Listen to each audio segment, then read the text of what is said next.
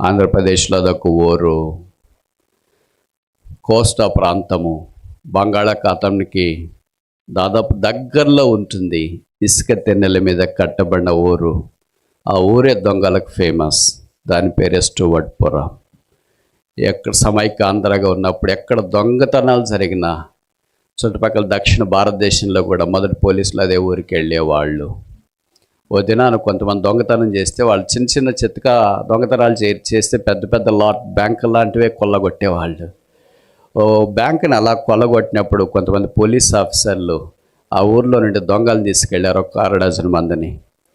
ఒక police officer police స్టేషన్లో వాళ్ళని ఇంటర్వ్యూ చేస్తే ఇలాగ అన్నాడంట, ఎప్పుడు మారతారా మీరు? మేము మారమండి, మా వృత్తిదే ప్రవృత్తిదే అన్నాడంట. ఏంట్రా నువ్వు ఎక్కడ నిలబడి మాట్లాడుతున్నావు? తెలుసండి, నాకు పోలీస్ స్టేషన్లో నిలబడి మాట్లాడుతున్నా పోలీస్ ఆఫీసర్ గారు ఎదుటే. మీ జీవితాలు మార్చుకోరా? కష్టమని మార్చుకోవడం. ఎందుకు మార్చుకోరు? మా వృత్తి ఇదేనండి. ఎలాగ చేస్తారా మీరు? అసలు దొంగతనాలు అర్థం కావట్లేదు. అది ఎంత పని అండి? మాకు వెన్నతో పెట్టిన విద్య. చేస్తారా? పగలు కూడా చేస్తారా? చేస్తాం సార్. ఇప్పుడు కూడా చేస్తారా? చేస్తాం సార్.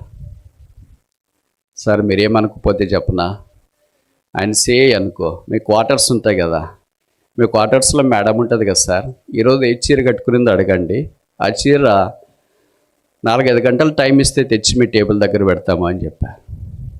సిఐ ఆశ్చర్యపోయాడు. ఏంటి ఎంత కరడుగట్టిపోయారు మీరు? చంపేస్తారన్నా భార్యని? లేదు సార్, ఆమె మీద దోమ కూడా వాళ్ళకొకుండా మేము చీర తీసుకొని వస్తాం అని. నిజంగా కాదు అని తెలుసుకోవటానికి ఫోన్ చేసి భార్యతో మాట్లాడాడు. ఏంటమ్మాయి ఏం చేస్తున్నావు? టిఫిన్ చేస్తున్నానులే. ఏం చీర కట్టుకున్నావు? ఎప్పుడు అడిగినాడు? ఈరోజు కొత్తగా అడుగుతున్నావేంటి? ఏదో ఒకటి కట్టుకుంటున్నాను. ఇప్పుడు దాని సంగతి ఏంటి? మధ్యాహ్నం భోజనంకి వస్తావా రావా? వస్తున్నాను, కానీ ఇప్పుడు నాకు అర్జెంట్ కావాలి. నువ్వేం చీర కట్టుకున్నావు? ఎర్రది కట్టుకున్నానులే, భోజనానికి వచ్చేయని ఫోన్ పెట్టేసింది. ఎర్రది కట్టుకునిందంటయా అని చెప్పాడు.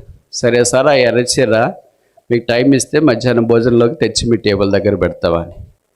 ఆయన భార్యకి మళ్ళీ ఫోన్ చేసి చెప్పాడు, జాగ్రత్త అమ్మా ఈరోజు. ఎప్పుడున్నాడే జాగ్రత్తగా, మీకు తెలుసు కదా సిఏ అంటే హోమ్ గార్డ్స్ వాళ్ళు వీళ్ళు ఇంటి దగ్గర కూడా చాలా టైట్ సెక్యూరిటీ ఉంటారు. మధ్యాహ్నం భోజన సమయానికి ఒక 2-3 వ్యక్తులు వచ్చి ఆ ఎర్ర చీర ఇస్త్రీ చేసి నీటికి తీసుకుని వచ్చి సిఏ టేబుల్ మీద పెట్టారు. సార్ ఇప్పుడు ఫోన్ చేసి మేడంని అడగండి ఏ చీర కట్టుకునిందో. కట్టుకున్న చీర తీసుకొని వచ్చినాం. నిజంరా? అడగండి సార్. వేరే చీర దొంగతనం మీరు అడగండి సార్. ఫోన్ చేశాడు. ఏంటమ్మాయి ఏం చీర కట్టుకున్నా? తీసేసానులే ఎర్రది, వేరేది కట్టుకున్నానులే. ఎక్కడుంది అది? ఎతుకుతానులే. ఇప్పుడు ఎక్కడుంటే దాంతోనే ఉంది నీకు. ఎప్పుడో సాయంకాలంలోకి ఎతుకుతానులే అనింది. ఆయన ఆశ్చర్యపోయాడు. ఎట్లా తెచ్చారా నా భార్యని? దోమ కుట్టినట్లు కూడా కుట్టుకోకుండా. అదేమో సరే, ఇవన్నీ మాకు చాలా తేలిక, సూక్ష్మంగా చేసేస్తాం, హాని లేకుండా చేసేస్తాం. ఎట్లా చేశారా చెప్పండి? కొన్నిసార్లు దొంగలే వాళ్ళకి చెప్పాల్సి వస్తుంది. ఫస్ట్లో ఏమనుకున్నామంటే, మనం బ్యాంకులోనే డబ్బులు డ్రా చేసుకుని వస్తే దొంగలు పడతారు, డబ్బులు తీసుకెళ్తారు, కనుక కష్టము. ఏటీఎం లాంటి మిషన్లు అయితే బాగుంటాయి అనుకున్నాం. ఏటీఎంను కూడా కొల్లగొట్టేటప్పటికి ఏటీఎంలు కూడా సేఫ్ కాదు, ఆన్లైన్ ట్రాన్స్ఫర్ అయితే బాగుంటుంది అనుకున్నాం. ఆన్లైన్లో కూడా వచ్చేటప్పటికి ఏ లైన్ చేయాలో తెలియట్లేక మనిషి కలవరంలో ఓడిపోయాడు. మనం ఏ ట్రిక్ వేసినా దానికి ఆపోజిట్గా చేసేవాళ్ళు చేస్తూనే ఉన్నారు. ఇప్పుడు జరిగిన సంగతి ఏంటంటే, వీళ్ళని సిఐ అడిగాడు, ఎలాగ తెచ్చారా అని. అదేం లేదు సార్, వాటర్ గన్. మామూలు మన పిల్లలు హోలీ అట్లాంటప్పుడు వాడుకుంటూ ఉంటారు కదా, నీళ్ళ గన్ను. చిన్నపిల్లలు అక్క చెల్లెళ్ళు ఉంటాడు అనుకో, వాడు ఆ నీటిలోనికి రంగు కలిపేసి ఎక్కడో ఉండి వాళ్ళ అక్క మీద అన్న మీద వదులుతాడు. అది వచ్చి వందంతా తడిసేస్తుంది. మళ్ళీ ఎక్కడో దూరంగా స్కిప్ అయిపోతూ ఉంటాడు. ఇది చిన్నపిల్లలు ఆడే వాటర్ గన్ ప్లే. అలాంటి వాటర్ గన్ ఒకటి తీసుకున్నాను సార్. ఇంట్లో వెనక్కి దిగాము. మేడం కిచెన్లో వంట చేస్తుంది. మేడం నేమ్ తాకుండా వంటగదికి పైన వెంటిలేటర్స్ ఉంటాయి. ఆ వెంటిలేటర్స్ వాటర్ గన్ పెట్టి కొట్టాము. ఆ నీళ్లు డ్రాప్ పడి ఆమె చీర తడిచింది. తడిసిన చీరలో ఉండలేదు కదా, దాన్ని తీసేసి బయటకు ఆర్డర్లో వచ్చి దండం మీద ఆరేసి వెళ్ళిపోయింది. ఆమె వెళ్ళి ఇంకా ఆమె పనులు చూసుకుంటూ ఉంటే మేము ఆ చీర తీసుకొని వచ్చి ఉతికి ఇస్త్రీ చేసి తెచ్చి నీ టేబుల్ దగ్గర పెట్టాము. చూసుకోండి. పోలీస్ ఆఫీసర్ కళ్ళు తిరిగినాయి. మిమ్మల్ని ఎవడు మారుస్తారా? మిమ్మల్ని ఎవడు మారుస్తారా? ఏ సమాజం మారుస్తుంది? ఏ ఆఫీసులు మారుస్తాయి? ఏ వ్యక్తులు మారుస్తారు? ఏ ఎన్జిఓలను మారుస్తారు?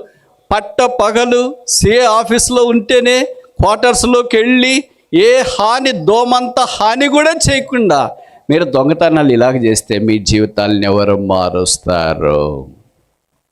ఇప్పుడు మీకు తెలుసా, యేసు యొక్క సిలువ వార్త ఆ ఊర్లో ప్రకటించబడింది. ప్రజలు రక్షణ పొందినారు, చర్చిలు కట్టబడ్డాయి, సేవకులయ్యారు. ఆ ఊరి పేరు ఇప్పుడు సువార్తపురం. సమాజం మార్చలేదు వారిని, ఇరుగు పొరుగు వారు మార్చలేరు వారిని, మనుషులు వారు మార్చలేరు, ఉన్న ప్రభుత్వం మార్చలేకపోయింది. కానీ మార్చింది ఒకే ఒకడు, ఆయన పేరే యేసుక్రీస్తు ప్రభువు. దొంగలను మార్చేది యేసుక్రీస్తు ప్రభువు, జీవితాలను మార్చేది యేసుక్రీస్తు ప్రభువు, పడిపోయిన మానవుని తిరిగి లేవనెత్తేది యేసుక్రీస్తు ప్రభువు, నిరీక్షణ లేని మానవునికి నిరీక్షణ ఇచ్చేది యేసుక్రీస్తు ప్రభువు, కృంగిపోయిన మానవుని లేపేది యేసుక్రీస్తు ప్రభువు, జీవితాన్ని అందంగా తీర్చిదిద్దేది యేసుక్రీస్తు ప్రభువు.